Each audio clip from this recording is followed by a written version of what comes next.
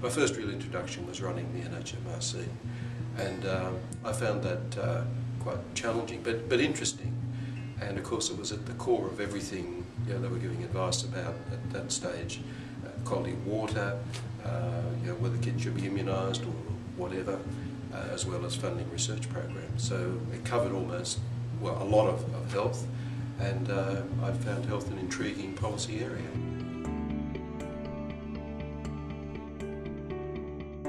I was a public servant for over 30 years.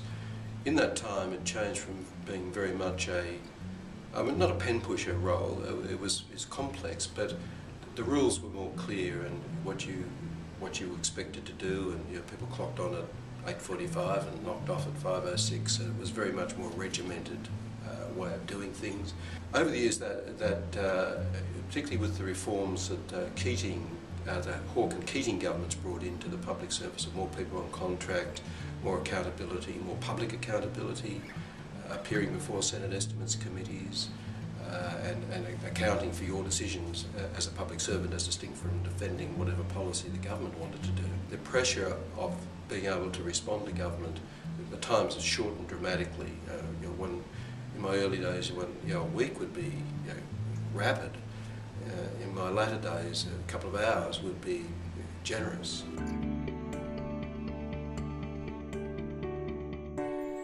There really is no better or worse. I mean, some people might prefer that public servants were still very much more behind the scenes, sort of impartial in an old yes minister sense. But that model didn't work either, and one of the reasons governments changed is that they found the bureaucracy was not responsive to what the government wanted. The bureaucracy sort of almost had its own agenda. Gough Whitlam changed the government from a Conservative government of 23 years to a Labor government, and he came in with a platform, and he had, I don't know how many, he had specific things.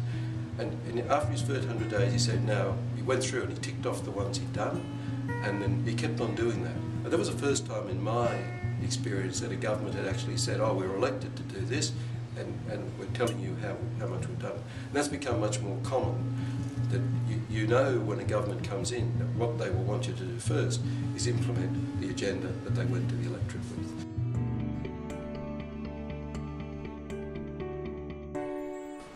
I think the most important thing I've learned is to be frank in the advice you give, but not negative in the advice you give, and that can often seem like a contradiction, and often you have to think carefully how you can be frank without being negative.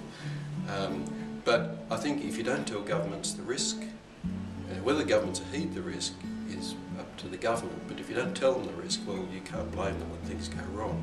The other thing is getting more across evidence. I think in previous years, perhaps evidence was more precedent and whatever. Evidence is important because governments are doing things they used to do, or doing them in ways they used to do, more community engagement, etc. And that's hard because you're busy doing things. You're not a researcher by trade, and even if you were, you don't have a researcher in a particular discipline. There are very few policies you deal with where there's only one discipline or one field of study that is important. So it's getting networks of people that one can go to and say, you might be dealing with a health issue, but you might want to talk to some economists about, well, is this a sensible way of pricing this, or what other knock-on effects might it have that you wouldn't anticipate as a health person?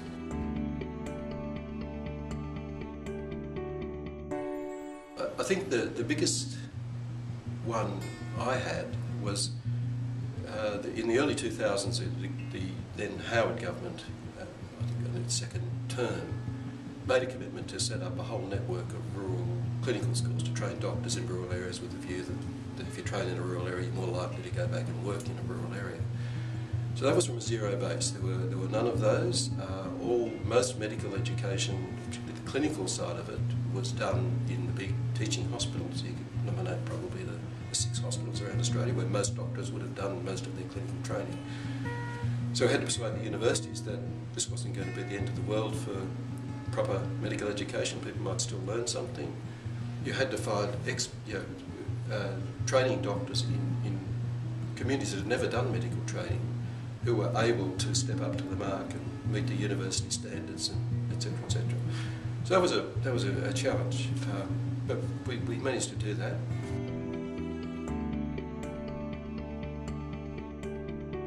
First of all, I'd say be careful what evidence you use, because there's a lot of evidence there. A lot of it is contradictory. Just take clinical guidelines. You'll get, for any one disease, there'll be umpteen clinical guidelines, and if you go through them, you'll find they contradict each other. They're inconsistent. There are big gaps, different gaps, all sorts of things. So you need to be careful, and you need to go to different sources to get your evidence. And you have to think of evidence as not just what's been published in the New England Journal or some publication like that. But what are the experts? What are the people working in that field really feel?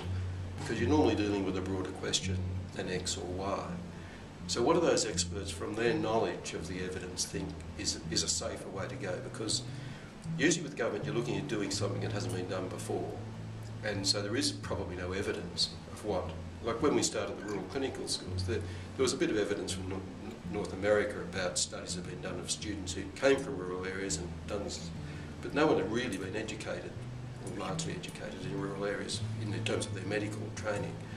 But we said, okay, well that's a fair assumption, but of course it might not have worked in Australia, it might have been total Australia might not have wanted to stay in the bush anyway, whatever happened to them, they couldn't wait to get out of it. So, but that was the only evidence we had, and we sort of, the advice to government was along the lines, well,